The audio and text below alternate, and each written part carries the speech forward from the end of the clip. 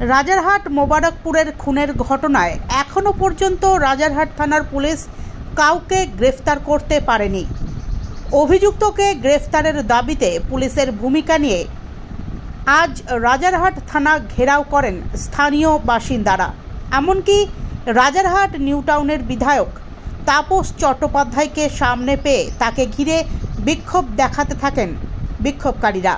এ বিষয়ে আজ দুপুর 3:30 নাগাদ সংবাদ মাধ্যমের মুখোমুখি হয়ে বিধায়ক তাপস চ্যাটার্জি বলেন, এটা অলরেডি পুলিশ তদন্ত করছে। আমি সেদিন খবর পেয়ে রাত্রিবেলা গেছিলাম।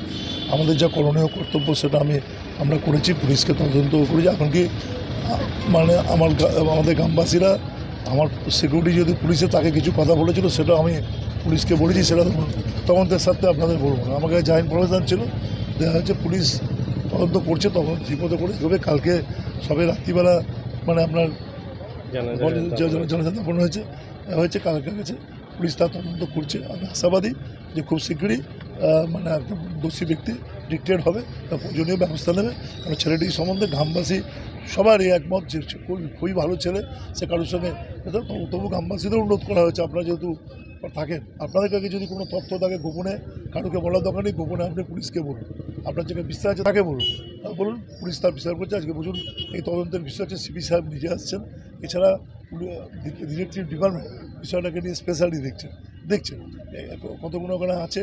পুলিশ যেটা বললো, সিপি সাহেব বললো, এতে ওই পুরো অজগ্রাম যেখানে সিসি ক্যামেরা বা ইত্যাদি ছিল না, পুরো ডিটেক্ট করতে একটা বিষয় লেগেছে।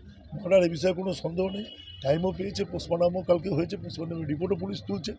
বাড়ির লোকও পোস্টমর্টম রিপোর্ট নিতে পারে দেশের আইন অনুযায়ী, এটা ওরা জানতেন না। আপনি অ্যাপ্লাই করলে আপনিও পোস্টমর্টম রিপোর্ট যে বাড়িতে হয়েছে ভিকটিমের বাড়ির লোককে পোস্টমর্টম রিপোর্টও পান। সো আইন তার নিজের গতিকে যাবে, লো ইন গোজ ইউর কোর্স। এবং আমি আশাবাদী আমাদের রাজারহাটে যে কটা ঘটনা ঘটেছে সব কটা ঘটনা ডিক্টেড হয়েছে, এটাও ডিক্টেড হবে।